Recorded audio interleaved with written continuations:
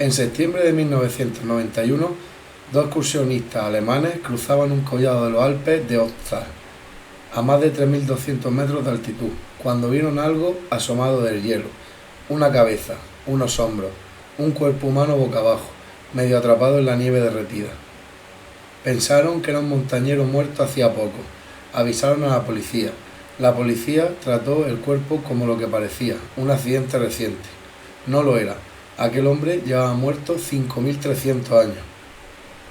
Le llamaron Ozzy, y cuando los científicos empezaron a estudiar aquella piel convertida en cuero por el hielo, encontraron algo que no esperaban: marcas, líneas paralelas, cruces, pequeños grupos de rayas repartidos por las muñecas, las rodillas, los tobillos y la zona lumbar.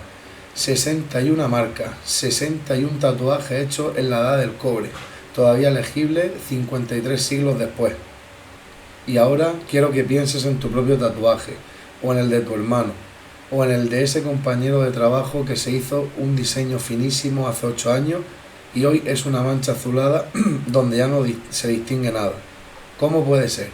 ¿Cómo es posible que la tinta de un hombre del Neolítico aguante 5.000 años bajo el hielo y la tinta de una máquina moderna se emborrone en menos de una década? Y hay una pregunta todavía más incómoda, que es la que más me han hecho y la que casi nadie responde bien. ¿Qué le pasa a un tatuaje cuando su dueño se muere? Porque la creencia general es que el tatuaje se va con nosotros, que se descompone con el cuerpo y desaparece. Y resulta que es justo al revés. En medicina forense, los tatuajes son de las últimas cosas que se pierden. A veces, después de la muerte, se ven mejor que en vida. Hoy te voy a contar 3 cosas. ¿Por qué la tinta se queda ahí para siempre? ¿Quién la está sujetando exactamente? Que no es lo que te imaginas. ¿Y qué tiene que pasar de verdad para que un tatuaje deje de existir? Prepárate, porque la respuesta implica a millones de células que llevan años pasándose tu tatuaje de mano en mano sin que tú te enteres. Empezamos. Para entender un tatuaje hay que entender primero que tu piel no es una capa, son varias y funcionan de forma completamente distinta. La de arriba se llama epidermis, es la que ves, la que tocas, la que se te pela cuando coges demasiado sol y tiene una característica muy concreta: se renueva entera. Las células nacen abajo, van subiendo, se van aplanando, se llenan de queratina, se mueren y acaban desprendiéndose en forma de escamas microscópicas. El ciclo completo dura entre 28 y 40 días según la zona del cuerpo y la edad. Piensa un segundo. La superficie de tu piel se sustituye por completo aproximadamente una vez al mes, todos los meses, toda tu vida. Por eso un rotulador se va con 2 duchas, por eso la henna dura 2 semanas, y por eso si la tinta del tatuaje se quedara en la epidermis, tu tatuaje sería un tatuaje de temporada.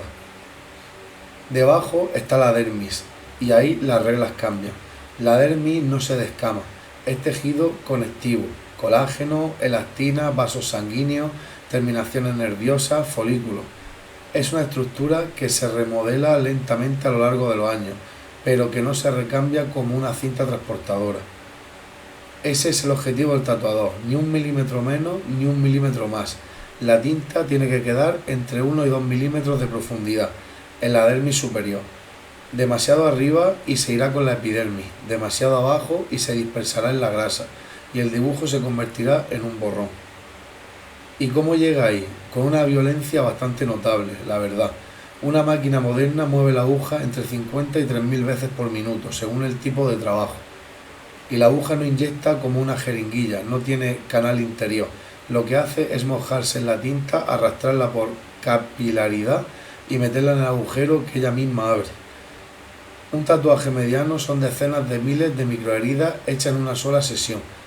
Un tatuaje no es un dibujo sobre la piel, es una lesión controlada, repetida miles de veces, con un pigmento metido dentro.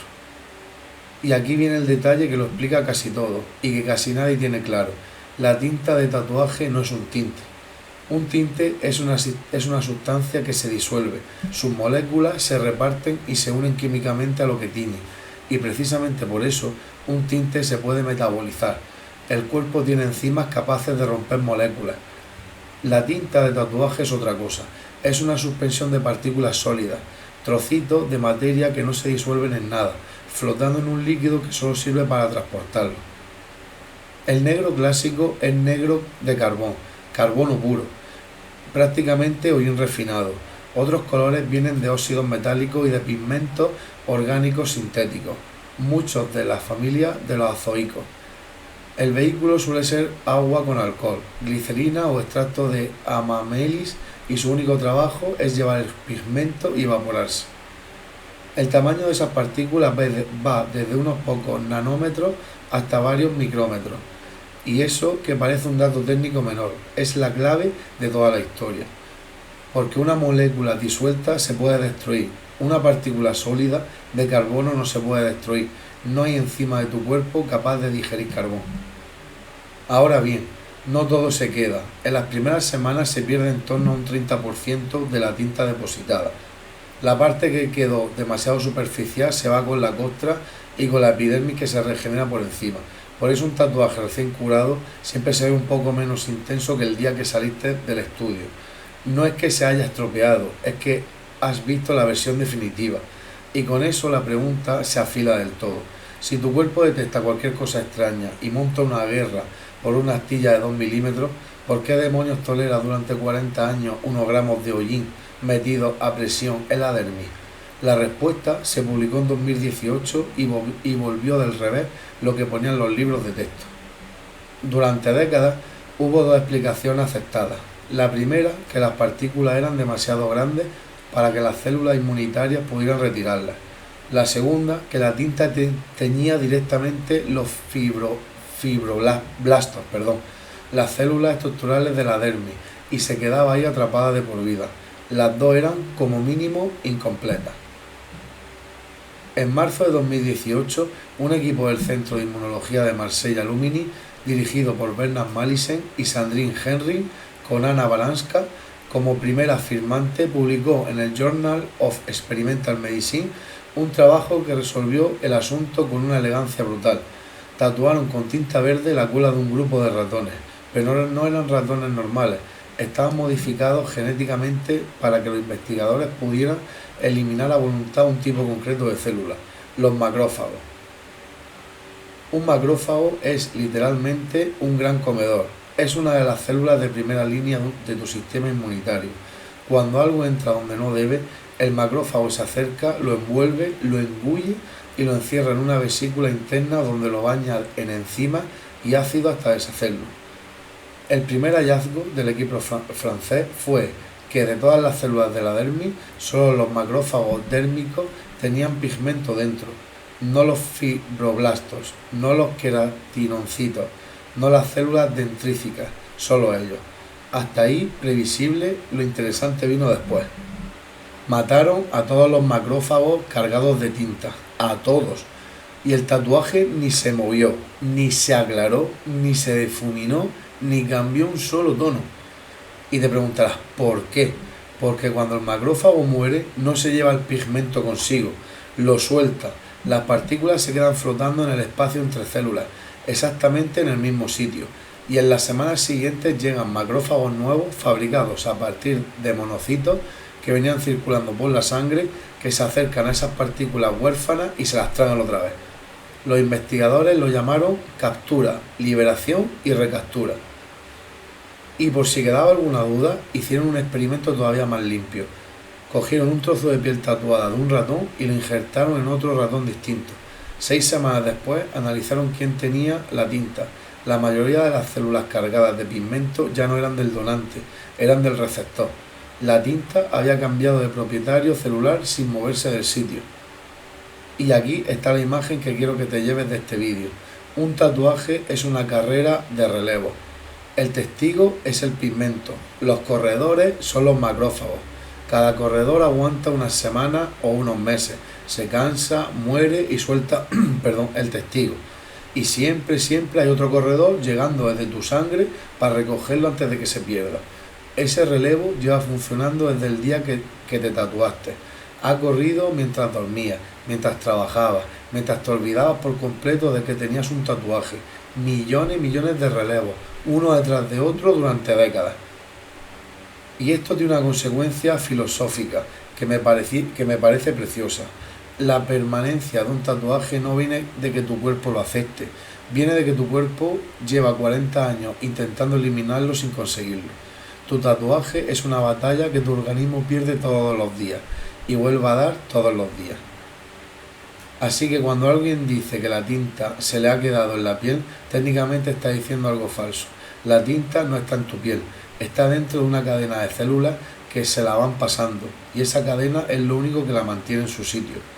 La cual abre una pregunta obvia: si hay tanto trasiego, ¿nada se escapa por el camino?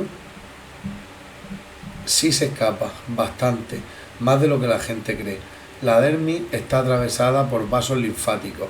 El sistema linfático es la red de drenaje del cuerpo. Recoge líquidos, residuos y partículas y los lleva a los ganglios, que actúan como estaciones de filtrado antes de devolver todo eso a la circulación. Las partículas de pigmento más grandes se quedan atrapadas en la dermis, sujetas por el relevo de macrófagos, pero las más pequeñitas, las de la escala nanométrica, son las perfectamente capaces de colarse en un vaso linfático y viajar. Y te preguntarás, ¿y dónde acaban? En tus ganglios linfáticos. Esto no es una teoría, los patólogos llevan décadas describiéndolo. Cuando se opera a una persona con tatuajes grandes y se extirpan ganglios de la zona de drenaje, esos ganglios pueden aparecer teñidos del color del tatuaje, negro, azulado, verdoso. Y ha llegado a ser un problema clínico real. En cirugía oncológica, un ganglio oscuro puede confundirse a simple vista con una metástasis de melanoma. Se han descrito casos de pacientes sometidos a estudios adicionales por culpa de tinta de tatuaje alojada en un ganglio centinela. En 2017, un equipo del Instituto Federal Alemán de Evaluación de Riesgos, con Inés Seif al frente, llevó muestras de piel y ganglios al ciclotrón europeo de Grenoble y confirmó con fluorescencia de rayos X la presencia de pigmentos y elementos metálicos, entre ellos dióxido de titanio, en ganglios de personas tatuadas. La tinta viaja, o sea, está documentadísimo. Perdón. La cual nos lleva al estudio que más ruido ha hecho últimamente y que tengo que contarte con mucho cuidado. En marzo de 2025, un equipo de la Universidad del Sur de Dinamarca, junto con la Universidad de Helsinki, publicó en BMC Public Health un trabajo firmado por Sidney Bester y colaboradores. Usaron el registro danés de gemelos, que es una joya estadística, gemelos que comparten genética y en gran medida entorno. Analizaron una cohorte de 2.367 gemelos y un estudio de casos y controles con 316 gemelos nacidos entre 1960 y 1996, cruzando la exposición a tinta con el registro de cáncer danés. Los resultados: las personas tatuadas presentaron un riesgo de cáncer de piel 1,62 veces mayor, y en tatuajes grandes mayores que la palma de una mano, el riesgo de cáncer de piel subía a unas 2,37 veces y el de linfoma a unas 2,73 veces. La hipótesis de los autores es que la tinta acumulada en los ganglios mantiene una inflamación crónica de bajo grado, y la inflamación crónica es un mecanismo conocido de proliferación celular anormal. Ahora la parte honesta, que es la que casi ningún titular te ha contado nunca. Esto es un estudio observacional. Encuentra una asociación, no demuestra una causa. El diseño con gemelos es bueno precisamente porque controla genética y entorno, pero los números absolutos de casos son pequeños, los intervalos de confianza son amplios y hace falta replicarlo en poblaciones mayores. Yo no te estoy diciendo que un tatuaje de cáncer, vamos, yo llevo bastantes, muchísimos, ya más adelante lo veréis. Te estoy diciendo que la idea de que la tinta se queda quieta donde te la pusieron es falsa, y que la comunidad científica ha empezado a mirar en serio qué implicaciones tiene esto a 30 años hacia adelante. Y esa preocupación ya cambió la ley. En Europa, desde el 4 de enero de 2022, el reglamento REACH restringe más de 4.000 sustancias químicas en tintas de tatuaje y maquillajes permanentes, aminas aromáticas cancerígenas, hidrocarburos aromáticos policlínicos, ciertos metales, metanol, colorantes azoicos concretos. Y el 4 de enero de 2023 entró en vigor la parte más polémica, la prohibición del pigment blue 15.3 y del pigment green 7, dos pigmentos que estaban presentes no solo en azules y verdes puros, sino en una enorme cantidad de mezclas. El sector calculó que aquello afectaba más de la mitad de la paleta de color disponible. El objetivo de la Agencia Europea de Sustancias Químicas nunca fue prohibir los tatuajes, sino obligar a que las tintas sean seguras y que estén etiquetadas con todos sus ingredientes. Consejo práctico, y es lo único que te voy a recomendar en todo el vídeo. Pregunta siempre la marca de la tinta y pide ver que cumple el REACH. Un buen estudio te lo enseña sin ponerte mala cara. Volvamos a la pregunta del principio. Si el relevo de macrófagos mantiene la tinta en su sitio, ¿por qué tu tatuaje de hace 15 años ya no se parece al de la foto del primer día? 4 procesos y actúan a la vez. El primero es el sol. La radiación ultravioleta rompe enlaces químicos y los pigmentos orgánicos son especialmente vulnerables. Los rojos, los naranjas y los amarillos son los que peor aguantan. El negro de carbón es el más estable de todos, porque el carbono elemental es químicamente inmune a casi cualquier cosa. Ponerte protección solar sobre el tatuaje es, con diferencia, lo más eficaz que puedes hacer por él. El segundo es la dispersión. Cada ciclo de captura, liberación y recaptura puede dejar una partícula unas micras más allá de donde estaba. Una micra no es nada, pero multiplica eso por décadas y por millones de partículas. Las líneas engordan, los espacios se cierran, el detalle fino se come a sí mismo. Por eso un tatuaje de línea muy fina, con trazos separados 1 milímetro, a los 15 años suele ser una mancha. Pero vamos, tampoco nos creamos eso. El tercero es la propia dermis. El colágeno se reorganiza, la elastina se degrada, la piel se adelgaza y se estira, el lienzo se mueve por debajo del dibujo. Aquí sí es verdad, porque la piel, cuando tú vas avanzando de edad y todo eso, tú piensas que la piel se estira, si uno va cogiendo peso, va adelgazando, se va poniendo más fuerte, al fin y al cabo en eso juega, pero que muy rara vez se suele deformar el tatuaje, como lo que he dicho antes. Lo de las líneas y eso, el tatuaje fino tampoco se suele mover mucho, la verdad. Venga, y vamos por el cuarto. Y el cuarto es la profundidad y la zona. Si el tatuado se quedó corto, la epidermis se lleva parte del trabajo. Si se pasó, la tinta se difunde en profundidad y aparece ese halo azulado alrededor de la línea que se conoce como blowout. Y la zona importa muchísimo. Manos, dedos, pies y codos son las peores. Piel fina, roce constante, exposición solar máxima y renovación acelerada. Ahí un tatuaje pide retoque cada pocos años, sí o sí. Las mejores son el pecho, la espalda, los muslos y la cara interna del brazo. Poca luz directa, poco roce, piel estable. El cuello y la garganta están en un punto intermedio y engañoso. La piel es más fina y está expuesta al sol todos los días del año. Aunque no te lo parezca, aguanta, pero exigen protección solar y algún repaso. Yo esta semana encima me he hecho el del cuello y el del pecho, ya lo veréis. Regla de oro de cualquier tatuador con 20 años de oficio. Diseña pensando en cómo se verá dentro de 20 años, no mañana. El negro y el gris envejecen mejor que el color. Sí, yo la verdad que los tengo en negro y gris. Las líneas gruesas sobreviven, el detalle microscópico no. Y si te arrepientes, ¿qué? Aquí es donde el láser tiene una fama que no se merece del todo. Se usan láseres de conmutación, Q, que emiten pulsos de nanosegundos y los más modernos de picosegundos, pulsos de billonésimas de segundo. La idea se llama fototermólisis selectiva. El pulso es tan absurdamente corto que la energía solo tiene tiempo de calentar la partícula de pigmento, no el tejido de alrededor. La partícula se calienta a miles de grados en un instante, se expande de golpe y se fractura, en un efecto casi mecánico. Una microexplosión, una onda de choque a escala celular. Cada color absorbe una longitud de onda distinta, así que no existe un láser universal. Los 1064 nanómetros van bien para negro y tono oscuro. Los 532 para rojos, verdes y azules necesitan longitudes intermedias, en torno a 694 o 755 nanómetros, y aún así son los más difíciles.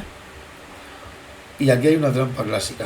Los blancos y los tonos carne, que llevan óxidos de hierro y dióxido de titanio, pueden oscurecerse con el láser en lugar de aclararse, porque el pulso reduce químicamente el pigmento.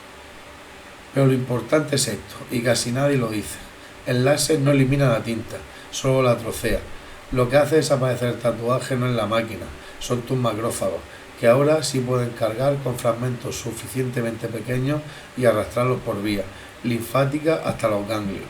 La eliminación real la hace tu sistema inmunitario durante las semanas siguientes a cada sesión. y por eso hace falta 8, 10 o 12 sesiones, porque el mismo mecanismo de recaptura que ha protegido un tatuaje durante 20 años sigue funcionando. En cuanto el láser rompe una partícula, hay un macrófago local dispuesto a volver a agarrar los fragmentos antes de que puedan drenarse. De hecho, el equipo de Marsella propuso exactamente eso como mejora: suprimir temporalmente los macrófagos de la zona después de cada sesión de láser para que los fragmentos tengan vía libre hacia los vasos linfáticos. En humanos sigue siendo experimental, así que la frase correcta no es que te hayas borrado un tatuaje, es que te lo has mudado poquito a poco a los ganglios linfáticos. Llegamos a la pregunta que abría el vídeo y necesito ser muy claro porque circula una idea equivocada.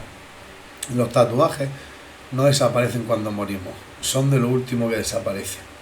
Pensad que en medicina forense un tatuaje es una de las primeras herramientas de identificación de un cadáver, precisamente porque resiste. Cuando no hay rostro reconocible, cuando no hay huellas utilizables, cuando la familia no puede mirar, muchas veces queda un tatuaje. Ya hay una razón anatómica precisa para eso. La tinta está en la dermis, por debajo de la epidermis, y en la descomposición la epidermis es justo lo primero que se desprende. Resultado: al perderse la capa superficial, el tatuaje no se borra, se ve mejor. Existen casos publicados de cuerpos en putrefacción avanzada, identificados gracias a tatuajes que solo se hicieron evidentes tras retirar la piel superficial de la zona. Hay un obstáculo, eso sí: durante la descomposición se acumulan pigmentos propios en la piel que la oscurecen y tapan el dibujo, y para eso existe una técnica de una sencillez casi doméstica. La describieron Haglund y Sperry en el Journal of Forensic Science en 1993. Se limpia la zona con agua, se empapa un paño en agua oxigenada al 3% y se deja apoyado entre 2 y 10 minutos. Los pigmentos de la descomposición se aclaran, la dermis queda de un rosa pálido y el tatuaje aparece. Se fotografía deprisa porque en unas horas los compuestos difunden de vuelta y lo vuelven a tapar.